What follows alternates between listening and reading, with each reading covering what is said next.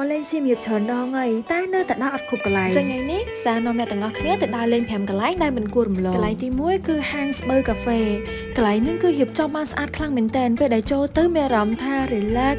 fresh ជា local brand ដែលបង្កើតដោយកូនខ្មែរយើងទៀតពេលហ្នឹងគឺខ្ញុំសាកញ៉ាំម្ឆាទឹកត្នោតពួកគាត់បានឆ្នៃទឹកត្នោតផ្អែមលាយជាមួយនឹងម្ឆាពេលដែលញ៉ាំទៅគឺមានរសជាតិប្លែកដែរតាដោយទឹកត្នោតចាប់ជាមួយនឹងម្ឆាគឺចូលគ្នាហ្មងហើយដែលសំខាន់គឺគេបានដាក់សាច់ត្នោតនៅក្នុងនឹងទៀតអញ្ចឹងពេលដែលយើងបឺទៅគឺលាយឡំជាមួយនឹងសាច់ត្នោតគឺឆ្ងាញ់ហ្មងឥឡូវនេះខ្ញុំកំពុងតែបន្តដំណើរទៅមុខទៀតហើយកន្លែងទី2ដែលខ្ញុំត្រូវទៅហ្នឹងគឺសួនរុក្ខជាតិអង្គរសួននេះគឺធំខ្លាំងមែនទែនអ្នកទាំងអស់គ្នាគឺគេសាងសង់នៅលើផ្ទៃដីរហូតដល់130ហិកតាមានដាំជាប្រភេទឱសថគ្រឿងទេសមានស្មៅមានសួនផ្កាចម្រុះលំនៅស្ថានខ្មែរអំបូរថ្នោតមើលទៅនឹងមានការសាងសង់ជាច្រើនបន្តបន្ទាប់ទៀតហើយបើនិយាយពីសួនផ្កាគេវិញមានផ្កាចន្ទោផ្កាកង្ហាផ្កាស្បៃរឿងហើយនឹងផ្កាជាច្រើនទៀតដែលស្អាតខ្លាំងមែនតើហើយឥឡូវនេះខ្ញុំបានមកដល់សួនសត្វហើយគឺមានសត្វអូទ្រីសត្វមាន់សត្វទាសត្វទន្សាយខ្ញុំគិតថាអ្នកទាំងអស់គ្នាស្គាល់ហើយខ្ញុំថតទៅអូទ្រីអ្នកទាំងអស់គ្នាមើលបាននិយាយពីកន្លែងនេះវិញគឺស្អាតខ្លាំងមែនតើទឹកឡងពណ៌បៃតងហើយមានត្រីច្រើនមែនតើពេលដែលយើងបាច់ចំណីទៅ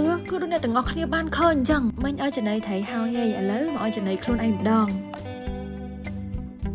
មកដល់កន្លែងទី3វិញគឺមកញ៉ាំនំបញ្ចុកទឹកប្រហុកនៅមុខអង្គរអ្នកទាំងអស់គ្នានំបញ្ចុកនឹងគឺ the best ហ្មងឲ្យតែខ្ញុំមកសៀមរាបខ្ញុំមិនសូវរំលងទេនំបញ្ចុកទឹកប្រហុកនឹងវាមានរសជាតិប្លែកពីដែលយើងញ៉ាំរាល់ដងនៅភ្នំពេញមានទឹកស្លក្រហមស្លការីស្លខ្មែរអីអញ្ចឹងណាសម្រាប់មួយមុខនេះខ្ញុំឲ្យ8លើ10ហ្មងឥឡូវខ្ញុំធ្វើដំណើរទៅទៀតហើយគឺទៅខាងព្រះដាក់ម្ដងអ្នកទាំងអស់គ្នាដឹងហើយថានៅនឹងល្បីជាងគេគឺអីគឺនំអាកោត្នោតនឹងឯងហើយបើថាបានមកម្ដងវិញគឺដឹងតែទិញចាប់ពី2ស្មុកទៅហើយព្រោះត្រូវយកទៅផ្សារអ្នកផ្ទះដែរហ៎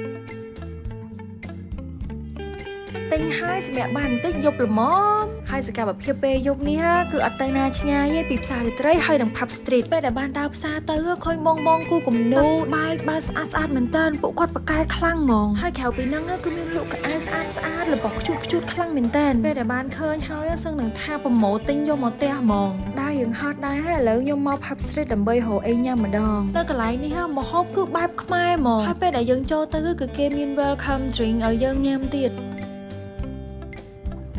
ឥឡូវមកខ្ញុំបានមកដល់ហើយគឺអាម៉ុកត្រីហើយតែមកសៀមរាបម្ដងណាគឺអត់ដៃចោលហ្មងអាម៉ុកត្រីហ្នឹងអ្នកនៅសៀមរាបយើងប៉ាកែហ្មងខាងធ្វើម្ហូបគឺឆ្កាញ់គ្រប់មុខហ្មង